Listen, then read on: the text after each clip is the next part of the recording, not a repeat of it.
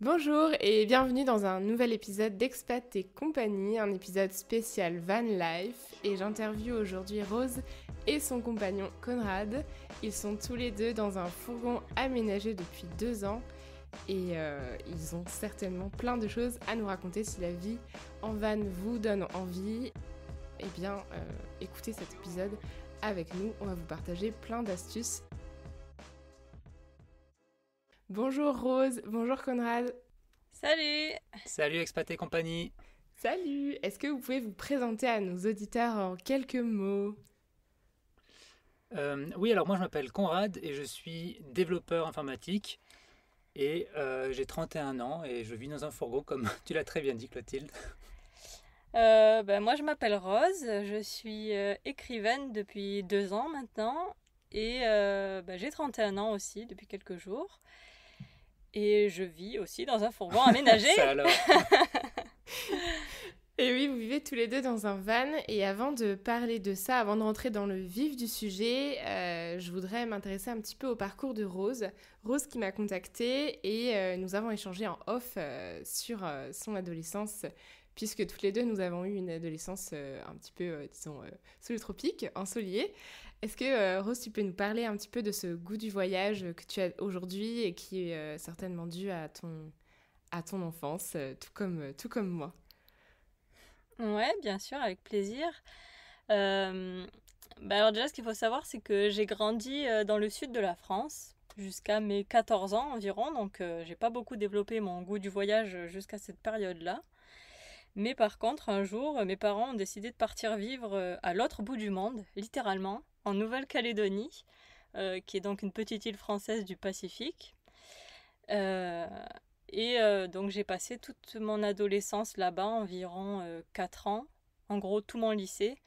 Et c'était au début très très dur à vivre pour moi, ce déracinage de ma ville d'enfance. Et au final, avec le temps, je me suis adaptée à la vie là-bas. Il faut dire que le cadre aide beaucoup. En plus, j'étais super bien entourée avec des amis. Et, euh, et au final, je me suis vraiment bien adaptée à cette vie là-bas. Et c'était le point de départ on va dire, de mon apprentissage du voyage finalement, avec ce côté où j'ai su pour la première fois m'adapter à un nouvel environnement. Et à partir de là, j'ai su que maintenant je pourrais le refaire 20 fois, que j'arriverai toujours à m'adapter dans de nouvelles situations. Et donc, ouais, cette vie en Nouvelle-Calédonie, c'était vraiment le déclic quelque part, même si je ne le savais pas à l'époque, parce que par la suite, je suis revenue vivre en France, dans diverses villes, etc. Et à chaque fois, ça a été avec plaisir que j'ai découvert de nouveaux endroits, de nouvelles personnes. Et c'était quelque chose que j'aurais pas imaginé jusqu'à mes 14 ans quand je vivais à Aigues-Mortes, donc dans ma ville natale, où ouais, j'aurais pas imaginé être capable de ça. Et finalement, cette vie à l'autre bout de la planète, ce premier départ, au final, m'a permis de découvrir ça de moi. Et c'était vraiment une très bonne chose. Qu'est-ce que tu en retiens finalement de ces 4 ans de vie en Nouvelle-Calédonie? Oh, j'en retiens plein de choses. C'est vraiment ancré en moi parce que la Calédonie, c'est particulier. Quand on n'est pas né là-bas, ça reste une île et les gens voilà, vivent un peu en vase, pas en vase clos, mais bon, voilà, tout le monde se connaît, etc. C'est particulier. Malgré ça, je m'y suis sentie chez moi. Et ce que j'en retiens, c'est vraiment je sais pas, c'est certes les paysages qui sont très beaux et on a l'impression de vivre au milieu d'une carte postale, mais pas seulement, c'est aussi de belles rencontres que j'ai faites avec des gens, alors que les premiers contacts que j'avais eus n'étaient pas forcément faciles, on en avait discuté. Voilà, j'étais une blanche, une métropolitaine dans un pays où voilà, des fois je me faisais traiter de sale blanche et tout ça, mais au-delà de tout ça, j'ai rencontré des gens formidables et c'est ces gens-là que je retiens et avec qui je suis toujours amie euh, et qui ont fait mon expérience en Nouvelle-Calédonie vraiment quelque chose d'inoubliable, quoi. Ouais, c'est vrai. On en a discuté en off et la Calédonie, on peut être assez partagé et c'est vrai qu'au-delà des paysages de carte postale, il y a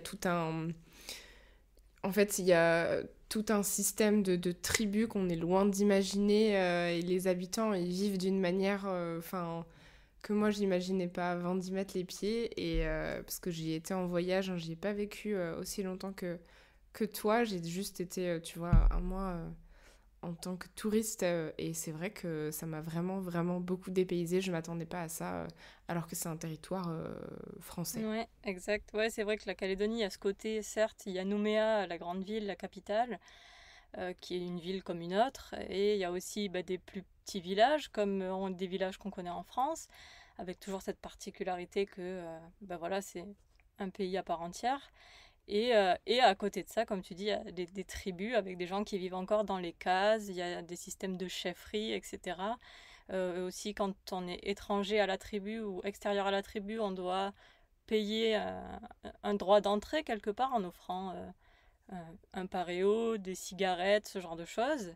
Et après, en fait, une fois qu'on a fait ce premier geste vers l'autre, on est accueilli à bras ouverts dans les tribus quand on a rencontré des gens qui sont prêts à nous accueillir dans les tribus. Et ça, c'est vraiment quelque chose, ouais, comme tu dis, d'à part. C'est vrai que moi, maintenant, c'est ancré en moi, mais effectivement, quand on est métropolitain, quand on vit en France ou même en Europe, c'est vraiment quelque chose de très particulier. Ah bah oui, oui, c'est très particulier, hein. La première fois qu'on m'a expliqué que je devais faire la coutume, donc ce que tu disais, offrir du tissu, donc du manou, voilà, ça peut être aussi des fleurs, des cigarettes, des pièces, enfin voilà, le principe c'est d'offrir quelque chose et de remercier la personne de t'accueillir, etc. Bon après il y a certainement plein de manières de faire la coutume, et ensuite t'es accepté dans la tribu et tu vis une expérience complètement différente. Et je suis assez heureuse d'avoir pu vivre ça. Mais enfin bref, c'est pas le sujet de... On pourrait faire un épisode sur la Nouvelle-Calédonie. Mais là, c'est un épisode van life. Et alors du coup, après cette période lycée en Calédonie, tu reviens en France. Ouais. Et là, t'as quel âge? T'as 18 ans? Là, j'avais 19 ans, c'était juste après mon bac. Comme il y a 6 mois, 19 ans, il y a ouais. 6 mois de décalage sur les années scolaires, donc c'est ça, j'avais 19 ans. Je suis revenue faire mes études en France, donc d'abord à Montpellier. Ensuite, la Calédonie me manquait beaucoup, donc au bout de 3 ans, je suis retournée faire une année sabbatique en Nouvelle-Calédonie, pour ensuite finalement revenir terminer mes études de 2 ans à Grenoble. Et à Grenoble, au départ, j'avais prévu à la fin de mes études de retourner vivre en Calédonie, et puis j'ai rencontré un certain Conrad avec qui ça a vraiment matché, donc voilà, on s'est installés ensemble et on est resté vivre à Grenoble pas mal de temps. Et ensuite, j'ai cherché du travail, etc. Et on s'est retrouvés à vivre à Alès, donc dans le Gard, pour mon travail en particulier. Et c'est à partir de là qu'ensuite, la vie faisant, nous nous sommes retrouvés à nous poser plein de questions sur notre mode de vie et notre envie de voyage, et que le projet Van Life est né. Très bien. Et alors, comment vous avez eu ce déclic vers une nouvelle vie, une vie en van aménagée, une vie de nomade en fait?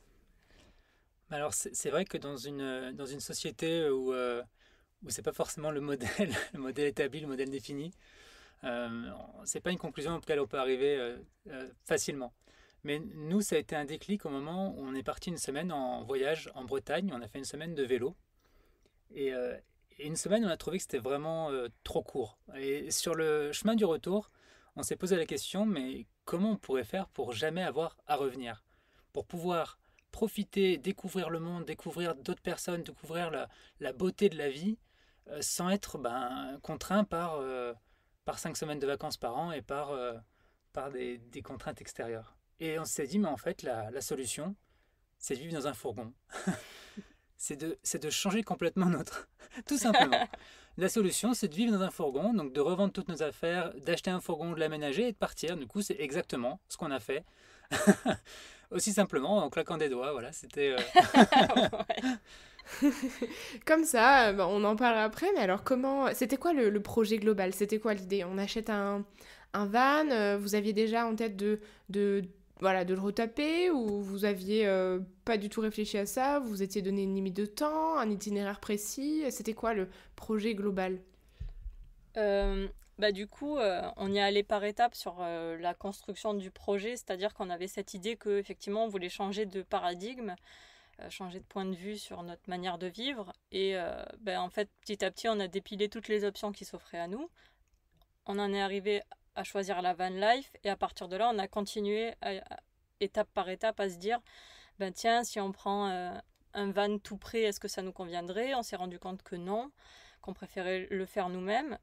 Malgré le fait qu'on n'ait aucune compétence manuelle de base, on s'est dit de toute manière, il n'y a pas de raison, on apprendra et on y arrivera. Et donc là, on a commencé à chercher des fourgons, à commencer à penser à un aménagement. Alors ça a changé 50 000 fois jusqu'à l'aménagement final. Et ensuite, on avait comme date de départ, alors on avait 2 dates importantes, qui étaient la date, moi, de la fin de mon contrat dans mon ancien travail. Donc ça voulait dire qu'il fallait qu'on ait trouvé un fourgon d'ici là, et qu'ensuite on aurait du temps pour l'aménager, sachant qu'on avait une deadline qui était l'anniversaire du papa de Conrad, qui vit en Belgique, et qui était en avril. C'est ça? En mars. En mars, ouais, désolé. Désolé, papa de Conrad. En mars. Et donc voilà, on avait la deadline que le fourgon devait être aménagé et roulant, et qu'on soit en mars en Belgique. Donc en fait, tout ça s'est fait très très vite. Entre le moment où on a décidé qu'on voulait changer de vie, ça devait être en août. 2018. Et en août 2018 et en mars 2019, on était en Belgique dans notre tout nouveau, tout beau fourgon aménagé, quoi. Ah ouais, et alors du coup, comment ça se fait que vous ayez repoussé l'idée d'acheter un van déjà aménagé alors que, comme vous l'avez dit, vous n'étiez pas très bricoleur au départ? Alors, on va pas se mentir, c'est pas non plus une période où on roulait sous l'argent. Donc il y avait aussi l'aspect financier pur qui prenait le relais. Les camping-cars et les fourgons aménagés, c'est des objets qui coûtent très cher, qui coûtent excessivement cher. Donc il y a énormément d'économies à le faire soi-même. Parce que voilà, on peut acheter le fourgon lui-même, ce qu'on appelle le porteur dans le jargon technique. Nous, on a trouvé un qui coûtait 6 000 euros, et après on a investi environ 6 000 euros aussi dans l'aménagement. Ça, c'est des sommes qui sont... t'as pas grand-chose à ce prix-là dans le marché de l'occasion, où le neuf, t'as rien du tout, et l'occasion, t'as des trucs qui ne nous auraient pas autant bien convenu. C'est que là, on a vraiment tout modélisé autour de ce que nous, on voulait vivre, de comment on voulait, quel niveau de confort on voulait avoir, quelle autonomie électrique on voulait avoir, comment on voulait que les choses fonctionnent. Et on est extrêmement heureux de ce choix et du chemin que ça nous a fait parcourir. Ouais. Ouais, on a vraiment, en plus, ça nous a permis de tout faire sur mesure, c'est-à-dire qu'on avait des critères, on s'est défini certains critères qu'on voulait absolument avoir dans le fourgon, notamment avoir nos vélos à l'intérieur, qui sont nos vélos, c'est une extension de nous-mêmes, donc on n'envisageait pas de les laisser à l'extérieur, accrochés à l'extérieur. Et ensuite, on avait notre chat qui vivait avec nous, qui voyageait avec nous. Et on voulait pas... Enfin voilà, c'était mieux de tout faire soi-même, de tout penser soi-même pour que tout aille au mieux pour tout le monde dans le van, et selon nos critères, quoi. Ouais, finalement, financièrement, c'est un avantage. Bon, ça, je m'en doutais un petit peu, mais c'est toujours bon de reposer la question. Donc, l'achat du véhicule à vide coûte évidemment moins cher qu'un véhicule aménagé. Là, vous avez eu l'avantage de pouvoir l'adapter en fonction de vos besoins et de sorte qu'il vous corresponde pleinement, en fait. Ouais, exact. Et alors, du coup, donc 6 000 euros d'aménagement, est-ce que c'est un budget qui est finalement assez minime ou assez conséquent? Quand on n'y connaît rien en aménagement de van, est-ce qu'avec 6 000 euros, on fait des belles choses ou est-ce que ça reste assez simple? 6 000 euros, je pense que c'est le bon budget pour avoir un fourgon qui est parfaitement aménagé avec tout le confort. Il y a une grosse partie de ce budget qui est dans tout ce qui est panneaux solaires, batterie pour stocker l'énergie. Et après, le reste, ça va être tout ce qui va être fourniture, bois, visserie, colle, isolation, tout ce qu'on peut imaginer pour faire un fourgon. En tout cas, je pense pas qu'on puisse faire quelque chose pour vivre à l'année dans un fourgon en dessous d'un budget de ce type-là, on peut peut-être un peu tirer dessus, mais franchement, ça me paraît être un peu le plancher pour un investissement long terme comme ça dans lequel on veut passer beaucoup de temps.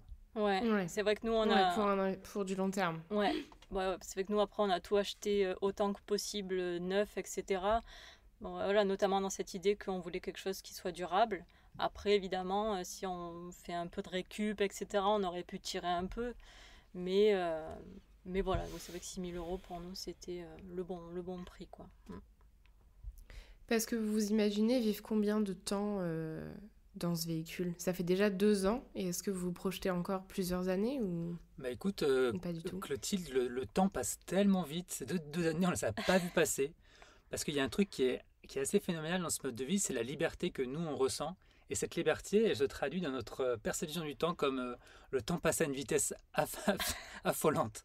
Donc en fait, pour l'instant, on n'a aucune date de fin, on ne se projette pas sur une fin, on le fait, on se dit souvent ça, c'est tant que ça nous plaît, tant que ça nous éclate. Et pour l'instant, on voit pas le bout de la route, on est trop heureux Non, comme ça. pour l'instant, ouais, en 2 ans, comme on dit, on a vu un tout petit bout de l'Europe. Et maintenant, on n'a qu'une envie, c'est d'aller toujours plus loin. Et quand on voit qu'en 2 ans, on a fait ça, enfin, ouais, pour l'instant, notre envie de découverte, elle est pas encore assouvie. Et tant que ça nous plaît, et que, bah ouais, on continuera, quoi. Ouais, c'est le virus du voyage. On croise beaucoup de voyageurs, de personnes qui font ça depuis des dizaines d'années en fait. Mm. Donc on savait pas en rentrant dedans, mais c'est un truc, une fois que tu es convaincu, il y a tellement d'avantages et tellement de bonheur qui sont liés que c'est très dur de revenir en arrière dans une vie sédentaire, sauf pour d'autres types de contraintes. Ouais, je comprends. Mais alors, je vais livrer une petite anecdote personnelle, je me permets, parce que j'ai testé la van life pendant 3 mois. Donc bah là, on était 2020, juillet, août, septembre. Et donc un aménagement très minime, à l'inverse de vous, puisque le but était que ça soit temporaire. Et bon, bah, au bout de 3 mois, dans un si petit espace, on a beau avoir la nature à portée de main, surtout l'été, c'est très très sympathique, mais on n'avait pas réglé la question de la douche, des toilettes, ce genre de choses. On était à deux, hein, pareil, en couple, pareil que vous. Et finalement, moi j'ai pas mal ressenti le besoin d'avoir du temps pour moi, d'avoir un espace personnel, de me sentir un peu parfois dans ma bulle. Et en fait, c'était impossible de par l'aménagement, hein, qui est en une seule pièce. On a cuisine, chambre, coin, salle de bain, tout est en même temps, tout est au même endroit. Comment vous gérez cette notion d'espace, de partage de l'espace? Est-ce que vous avez une douche? Est-ce que vous êtes autonome au niveau des toilettes? Comment vous avez réglé ces questions-là qui, moi, m'ont dérangée, et peut-être que sur du long terme, voilà, je réfléchirais à aménager autrement pour que ça puisse fonctionner. Ouais, alors effectivement, pour tout ce qui est côté pratique, nous, les toilettes, c'était un des critères qui soit à l'intérieur. Donc, on s'est arrangé pour avoir les toilettes à l'intérieur. Euh, ça, effectivement, on a vu croiser comme toi d'autres gens qui n'en avaient pas à l'intérieur et c'est vraiment pas pratique. Donc, pour du long terme, c'est vraiment hyper important, je pense, d'avoir les toilettes à l'intérieur. Pour la douche, alors au début, on avait un système à l'intérieur, mais c'était vraiment pas concluant, c'était pas pratique. Ça a débordé une fois. Bref, on a arrêté. Et ce qu'on fait maintenant, alors l'été on a acheté une douche, une cabine de douche Décathlon qu'on peut déployer à l'extérieur, ce qui permet en été de se doucher à l'extérieur, avec aussi une douche Décathlon, une douche solaire qu'on met au soleil, l'eau chauffe, on a de l'eau à peu près chaude quand on n'oublie pas de la mettre à chauffer. Donc ça, c'est l'été, ça marche super bien, on prend nos douches donc à l'extérieur dans la cabine de douche. L'hiver, en général, on s'arrange pour être dans les pays du sud, donc on peut aussi se doucher à l'extérieur. En cas de gros froid, ce qu'on faisait avant le coronavirus, c'est qu'on allait dans des piscines. Dans les piscines, tu peux nager, puis t'en profites pour prendre ta douche. Ça, c'était un truc qu'on aimait bien faire. Euh, voilà. Mais Euh, vous vous douchez pas à on l'intérieur, se du douche pas coup. à l'intérieur. Non, non, non. Et Ok. franchement, on s'y est fait.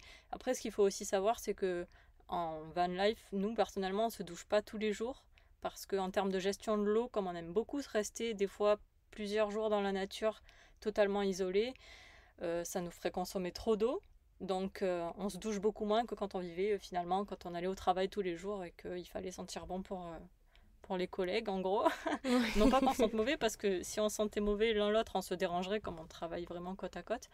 Mais bon, on n'a pas ce problème-là, donc voilà, on se douche pas tous les jours et ça nous va très bien comme système.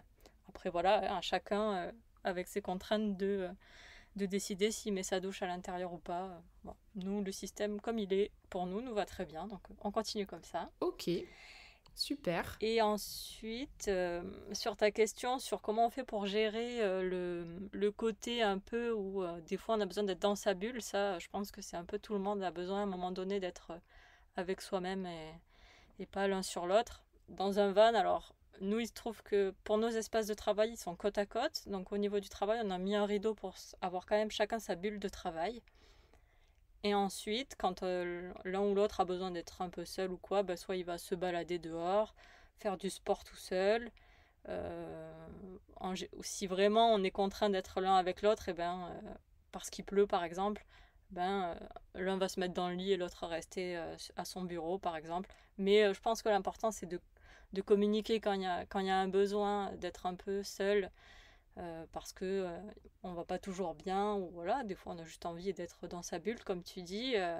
Ben voilà, on le dit à l'autre, j'ai envie d'être un peu tranquille, et l'autre sait qu'il n'a pas à le prendre personnellement, que c'est juste un besoin, et finalement en communiquant sur ça, ben ça se passe plutôt bien. Ouais, c'est important de parler de ce sujet-là parce qu'on s'imagine toujours voilà, que la van life, ça fait rêver, ça donne envie, ça paraît toujours parfaite, toujours dehors, toujours voilà, dans des spots merveilleux, mais je suppose que c'est pas toujours le cas. Comment vous faites pour trouver des endroits où dormir et où rester quelque temps? Comment vous organisez voilà, pour vos déplacements, pour votre itinéraire? Comment ça se passe un petit peu tout ça? Alors, notre programme à nous, c'est en gros de bouger d'environ 100 km par semaine en restant une semaine par endroit ou par spot qu'on trouve.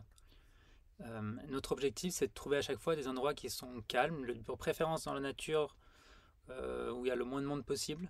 Donc c'est notre objectif. Après, sur la direction exacte, euh, ce qu'on fait du coup, c'est de viser le sud en hiver et le nord en été. Donc ça donne quelque chose, un plan qui est assez flou, mais en gros, ben voilà, ça qui nous guide, c'est ça qui nous guide sur notre voyage, sur quelle est la prochaine étape, dans quelle direction on va. Pour la manière de trouver les spots, après, on utilise une application que beaucoup de vanlifers et de camping-caristes utilisent, qui s'appelle Park4Night, qui te permet de trouver des lieux que d'autres personnes ont référencés, des endroits qui souvent sont tranquilles, peuvent être dans la nature ou peuvent être des endroits prévus dans les villes gratuitement. Ça c'est le principal, et il nous arrive aussi parfois d'aller dans des campings, c'est assez rare, mais c'est aussi une option pour nous. On ne se prive pas des fois d'aller dans un camping pour avoir le confort de la douche, et voilà, voilà. Ouais, tout à fait. Ouais, Park4Night, c'est aussi une application que j'ai utilisée pendant tout cet été et qui fonctionnait très bien. Et si vous l'utilisez depuis 2 ans, c'est que tout va bien. Ouais. C'est qu'elle est toujours aussi bien. Et alors, dans cette vie itinérante, vous avez bien sûr des frais.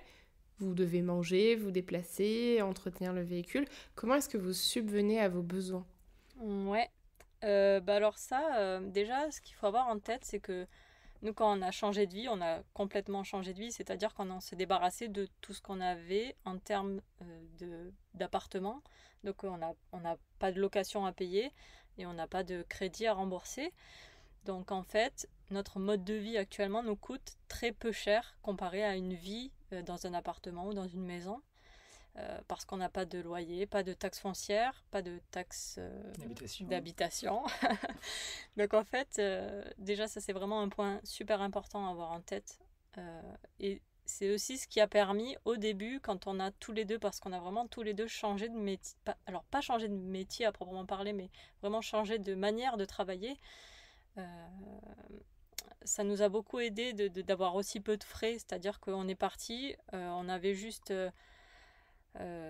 quelques sous de côté et mon pôle emploi qui était très faible par mois, et malgré ça on a réussi sur un temps où voilà, on n'avait pas de revenus vraiment importants, à lancer nos business, notamment Conrad, qui a lancé son business, il veut nous en parler. Oui, avec plaisir. Mais c'est vrai que c'est un peu la métaphore de on est parti, on s'est envolé, on a construit notre fourgon et après en fait il fallait qu'on arrive à construire les ailes de l'avion pendant qu'on était en train de voler avant de s'écraser. Parce que De s'écraser? bah oui, non, parce que effectivement sans argent tu peux pas vivre comme ça. Il faut de l'argent comme tu as dit pour se nourrir déjà niveau 1. Mais voilà, ça nous a donné tellement d'air qu'on était beaucoup plus libre pour entreprendre. Et moi, en tant que développeur, ça m'a permis vraiment de me concentrer sur de la création de valeur à long terme, de plus avoir à faire du travail en one shot pour des clients, donc faire des sites web ou créer des applications pour des clients. Mais j'ai pu me concentrer sur la création d'une application qui m'appartient, quelque chose que je peux vendre aujourd'hui sous forme d'abonnement mensuel, qui me permet aujourd'hui de subvenir à mes besoins et largement.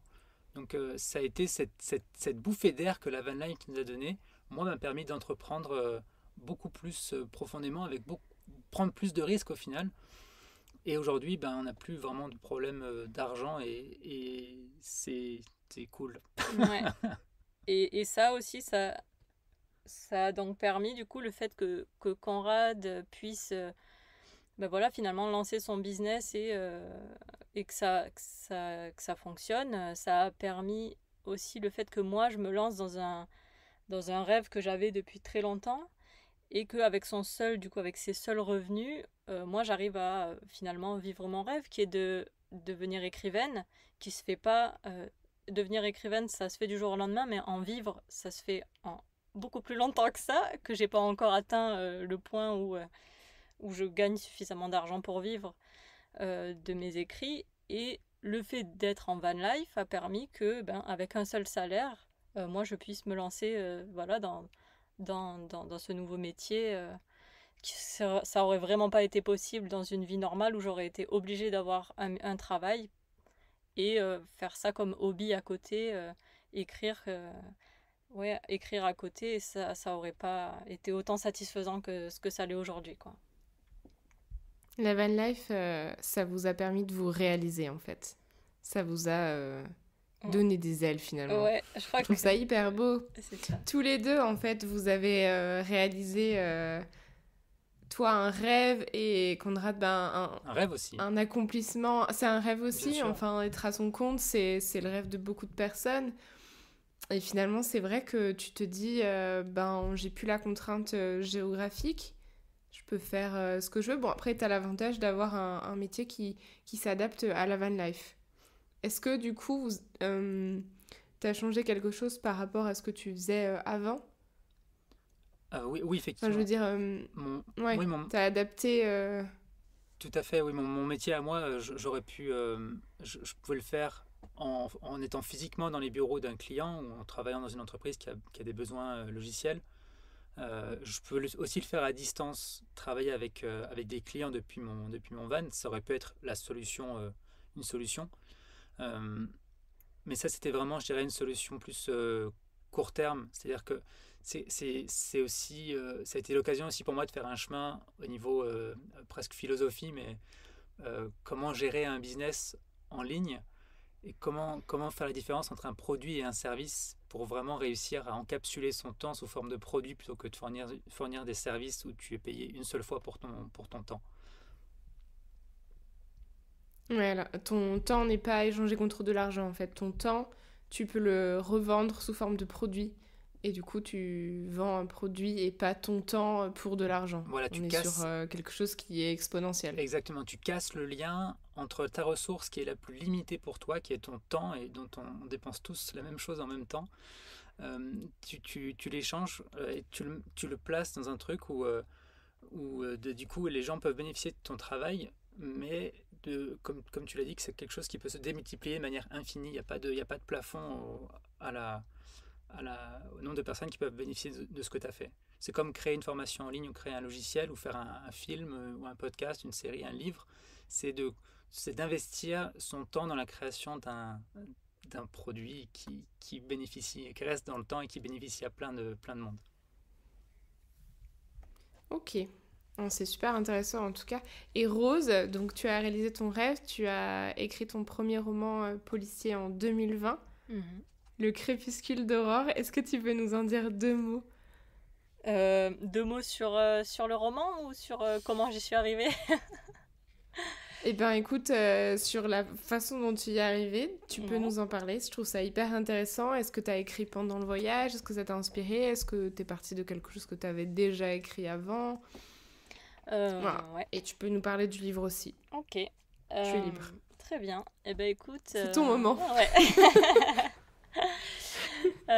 Ouais, en fait, j'avais commencé à écrire un livre quand on a commencé à aménager le fourgon. C'était vraiment mes tout débuts d'idées de livres et voilà, j'ai essayé des choses un peu et cette première histoire que j'avais en tête n'a pas fonctionné, j'arrivais pas à l'aboutir, ça allait pas. Bref, du coup, voilà, les premiers mois en fourgon où j'avais commencé à travailler sur cette histoire, c'était un peu difficile. Et il se trouve que je suis partie 1 mois en vacances en Nouvelle-Calédonie. Donc en fait, on était déjà en van life. Et donc moi, je suis partie 1 mois en vacances. Ça aussi, ça a été permis par la van life. Je suis partie 1 mois et demi. C'est le truc inimaginable quand tu es dans une boîte et que tu veux prendre 1 mois et demi de vacances. C'est une grosse galère. Bref, fin de la parenthèse. Et donc, je suis partie en Nouvelle-Calédonie. Et puis un jour, je me baladais dans une forêt là-bas. Et je venais de faire une course de vélo. Et puis une idée m'est tombée dessus vraiment comme ça de nulle part et quand je suis rentrée, c'est-à-dire que même déjà dans l'avion quand je suis rentrée, j'avais commencé à écrire la première scène de mon roman policier parce que l'idée que j'avais eue c'était l'idée d'un meurtre. C'est bizarre comme idée mais voilà, c'est ce qui m'est arrivé comme idée. Donc écoute, j'ai écouté mon instinct me disait qu'il fallait que j'écrive cette histoire. Et donc, quand je suis rentrée en France, on a repris la van life, on est parti vers l'Italie. Et durant tout notre voyage en Italie, j'ai écrit mon premier roman policier. J'y suis allée jusqu'au bout, je l'ai corrigé, relu 20 fois, je l'ai fait relire à des gens, etc. pour, au final, pouvoir le publier. La création de ce roman, elle est vraiment internationale, tu vois, il y a l'idée qui m'est tombée dessus en Nouvelle-Calédonie, les premières scènes écrites au Japon, parce que je suis restée coincée au Japon. Ensuite, j'ai continué à l'écrire en Italie. Je l'ai corrigé et relu quand on était en Grèce, coincé pendant le coronavirus. Et ensuite, je l'ai publié alors que j'étais revenue en France, quand on était revenu en France de passage. Et je l'ai publié. Donc ça, c'était en juin 2020, c'est ça. Donc, et franchement, c'était incroyable de me dire qu'après autant de mois à bosser sur un roman, quelque chose qui est sur mon ordinateur, et que d'un coup, ça se retrouvait dans les mains de personnes qui le lisaient, c'était incroyable comme expérience. Et est-ce que ce roman, il est inspiré des pays que tu as traversés? Est-ce que ça raconte un petit peu le voyage? Alors, le premier roman, donc ce premier roman-là, il se déroule en Nouvelle-Calédonie. Donc il est plutôt, on va dire, plutôt lié à mon histoire que j'ai eue en Nouvelle-Calédonie. Et d'ailleurs, on m'a beaucoup dit, oh là là, j'avais l'impression d'y être, les paysages, ça m'a donné envie d'y aller, etc. Ça, c'est les retours que j'ai eus. Donc, pour le premier roman, voilà, c'était plus la Nouvelle-Calédonie. Par contre, pour la suite, pour les prochains romans, effectivement, le voyage sera plus présent. Ça sera toujours des romans policiers, mais mon objectif est de les faire se dérouler voilà, dans divers pays d'Europe. Et notamment le podcast, parce que je suis en train de créer un podcast où lui, il se passe carrément en Espagne et en Italie, dans des endroits qu'on a visités cette année et l'année dernière.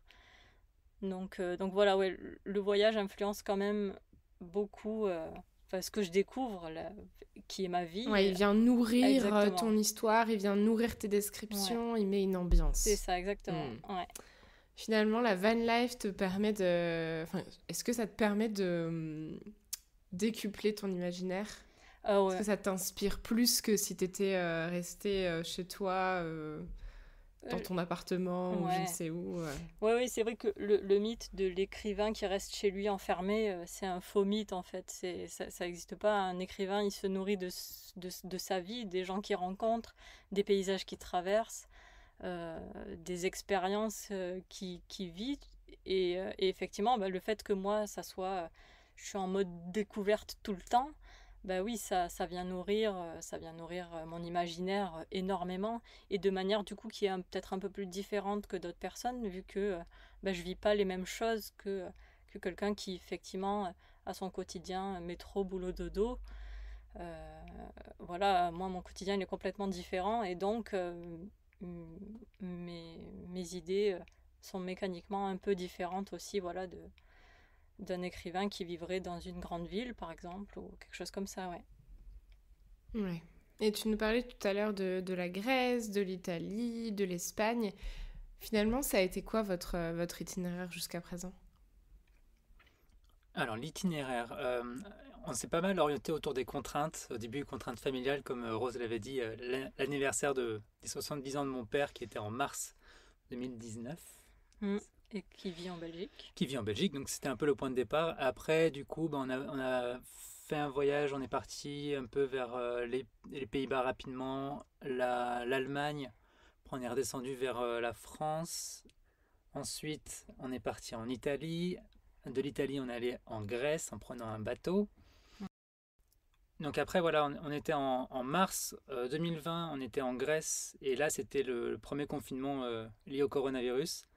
Et du coup, on a un voyage qui s'est un peu arrêté. Il y a Rose qui a dû repartir en France en urgence, qui a dû prendre l'avion. Et moi, j'ai fini par rentrer par la route. Donc là, j'ai traversé des pays, mais bon, juste en transit pour rentrer en France.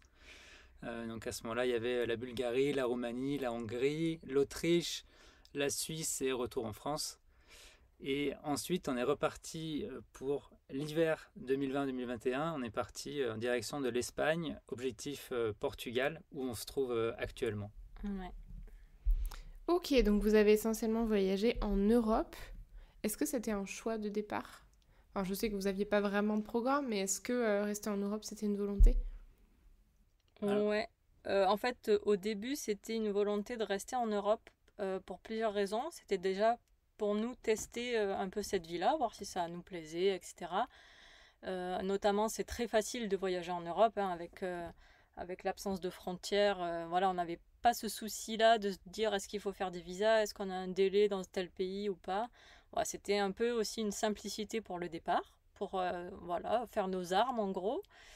On a aussi le fait qu'on avait notre chatte avec nous au départ, qui est décédée la pauvre il y a un mois et demi.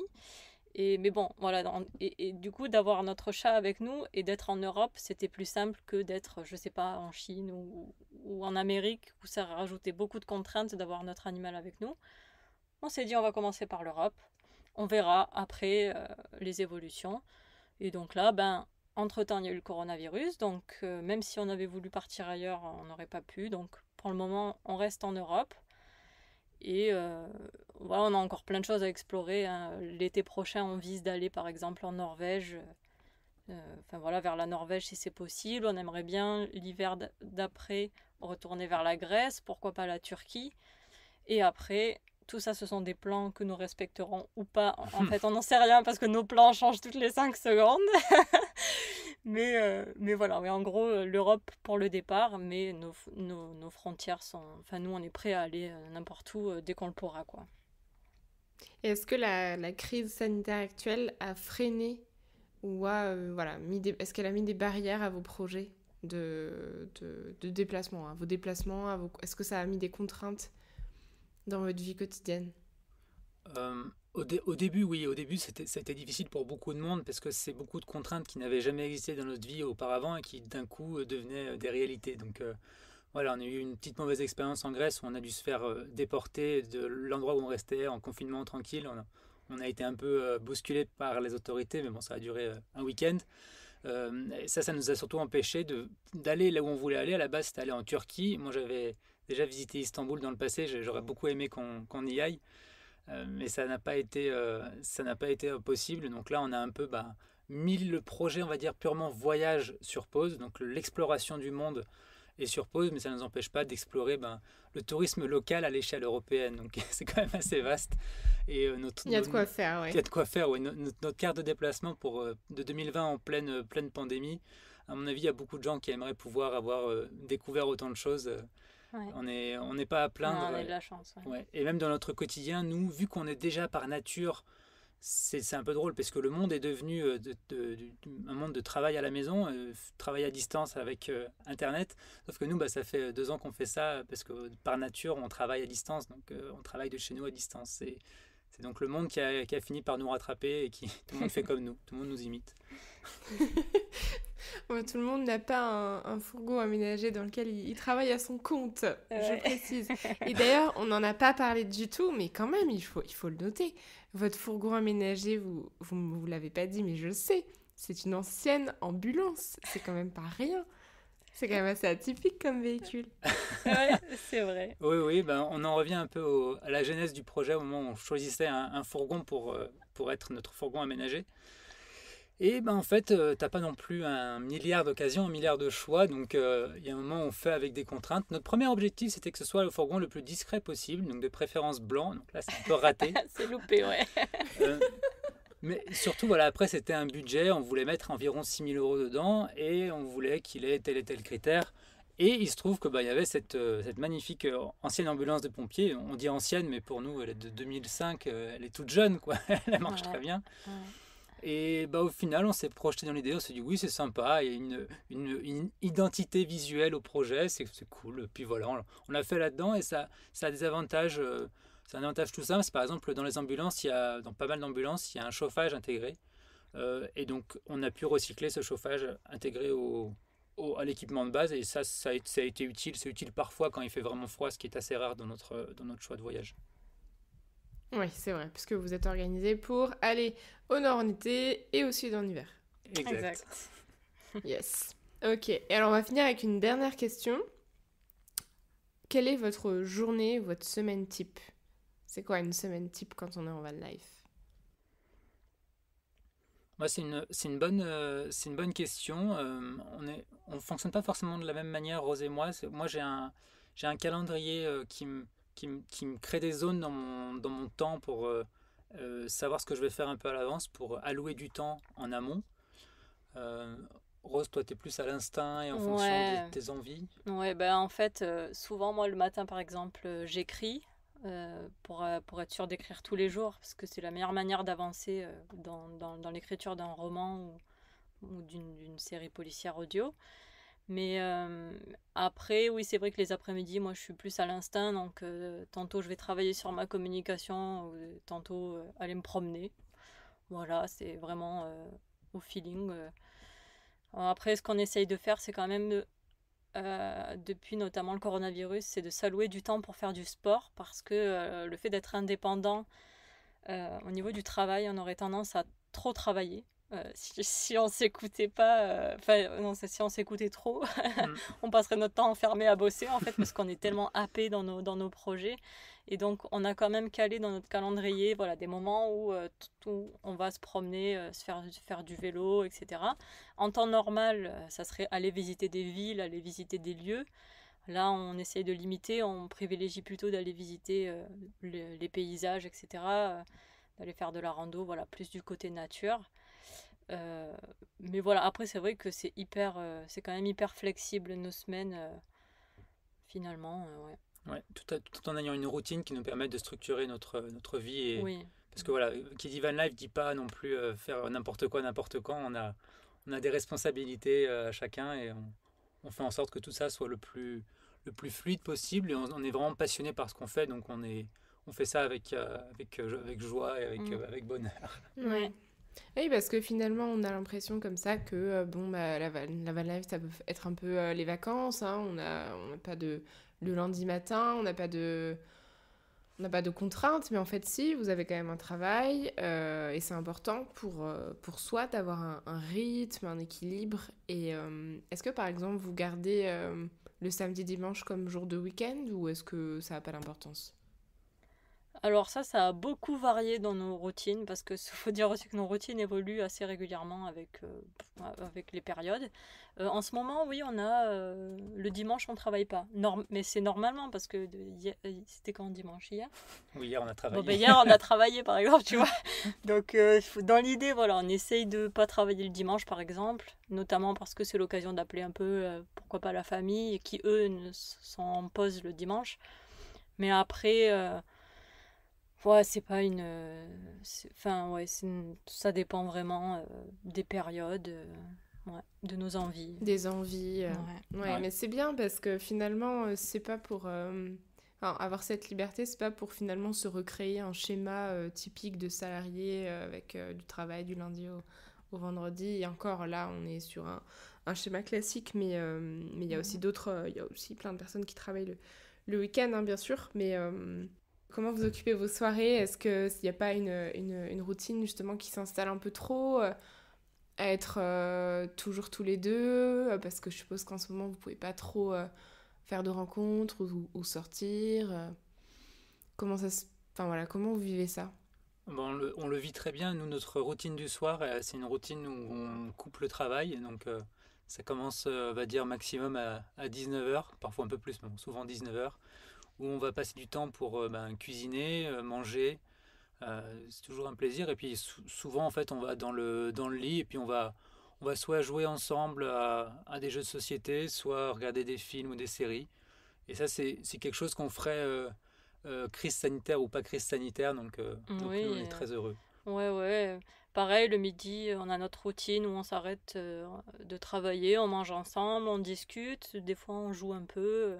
Ça, c'est vraiment un truc génial, tu vois, entre midi et deux, d'être ensemble finalement et de pouvoir partager ce qu'on a fait le matin ou de parler de ce qu'on va faire l'après-midi, je sais pas. Et c'était quelque chose qu'on ne faisait pas finalement quand on était dans notre vie, quand on était salarié. Et c'est vraiment hyper agréable, je trouve.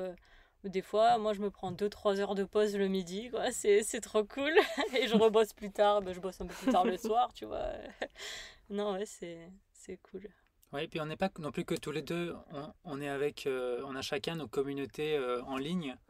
Que moi, ce soit à travers mes utilisateurs ou tous les gens qui gravitent autour de ce que je fais. Et Rose et toutes ces communautés d'auteurs et toute sa communication, donc ce qui fait qu'on a quand même beaucoup d'échappatoires. Voilà, on a une vie qui est riche. Ouais, même si on voit personne physiquement, ce qui est le cas de beaucoup de personnes en ce moment, bon, on a quand même effectivement des échanges avec d'autres personnes en ligne et ça nous permet effectivement de discuter avec d'autres gens, de faire des rencontres, etc. de manière différente, quoi. On s'adapte aussi à la situation à la fois sanitaire globale et à la fois notre situation de vie à nous qui fait qu'on ne rencontre pas déjà du monde tout le temps. Donc Ok. voilà. On arrive à la fin de cette interview. Quels sont vos projets pour l'année 2021 à tous les deux? Alors moi j'ai un gros projet en ce moment qui est en parallèle de mon deuxième roman que je suis en train d'écrire. Le gros projet, c'est de lancer une série policière audio que j'ai terminé d'écrire et qui va bientôt être enregistrée. Donc le fourgon va se transformer en studio d'enregistrement de podcast. Et même mieux que ça, du coup, de série policière audio. C'est vraiment un projet tout à fait, je pense, qui n'est pas courant dans ce qu'on entend dans les podcasts. C'est-à-dire que ça va être une fiction où il va y avoir une enquête qui va se dérouler et où donc il va y avoir des acteurs qui vont faire les voix, etc. Ça va être tout un univers à part entière, mais seulement dans vos oreilles. Donc, C'est un projet qu'on fait ensemble en fait. Alors c'est Rose qui écrit, c'est Rose qui joue, c'est l'univers de Rose. Moi j'agis en tant que producteur. Je sais pas si c'est un métier dont je connais les finesses, mais on a beaucoup travaillé sur tout ce qui va être ambiance sonore, paysage sonore de l'histoire. Et on a déjà fait le premier épisode qui est disponible sur roselivre.fr/podcast et où on a eu que d'excellents retours sur ce qu'on avait créé. Et c'est vraiment très excitant pour nous de travailler ensemble sur ce sujet. et de lancer les enquêtes de Moretti en courant 2021. C'est vraiment un truc qui est fun et qu'on fait ensemble et qu'on a hâte que le monde découvre. Ouais. Et du coup, c'est une série policière sous quel format? Vous avez prévu combien d'épisodes et pour quelle durée à peu près?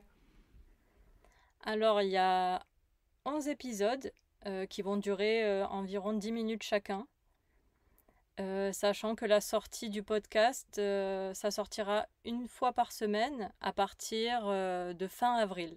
On n'a pas défini encore la date de sortie, mais ça sera aux alentours de fin avril. Voilà, et ça c'est la première saison et c'est la genèse de l'enquêteur Moretti. Et donc c'est une saison un peu à part, mais le but c'est de faire d'autres saisons derrière en fonction des retours de l'audience. Voilà. Qui suivront l'enquêteur du coup, Alex Moretti, au fil de sa carrière de policier. Voilà. L'enquêteur Alex Moretti qu'on retrouve aussi dans Le Crépuscule d'aurore, le livre qui est déjà sorti, qui est déjà disponible actuellement en ligne. Ouais. Ok, de toute façon, je mettrai tous les liens en description pour ceux que ça intéresse d'aller écouter. N'hésitez pas à aller faire un tour sur son site. Est-ce que tous les deux, vous avez des conseils à donner pour ceux qui ont envie de se lancer dans la van life? Alors, si vous avez envie de vous lancer dans la van life, les mots sont importants, mais juste simplement faites-le, parce que si vous en avez envie, c'est qu'il faut absolument le faire, se lancer, essayer, même si comme pour toi, Clotilde, ça demande peut-être d'ajuster la forme, mais tester, c'est vraiment machin. Et juste se lancer, c'est essentiel. Ouais, et puis il y a vraiment une très belle communauté sur les réseaux sociaux par rapport à la van life. Je pense à Instagram, où il y a aussi plein de vidéos sur YouTube. Et si vous voulez vous lancer, n'hésitez pas à poser des questions si vous avez des points bloquants. Il y aura forcément des réponses, des gens qui seront prêts à vous aider pour débloquer. Voilà, si vous avez certaines peurs, etc. Franchement, ne vous bloquez pas pour des questions un peu techniques, parce que les réponses sont là. Et ça, nous, on n'y connaissait rien et on l'a fait. Donc, franchement, lancez-vous si vous en avez envie. Il faut tenter ça. C'est trop bien. Merci pour tous ces conseils. Et écoutez, je crois qu'on en a terminé. Merci beaucoup, Clotilde. Merci de nous avoir interviewés, reçus. C'était cool.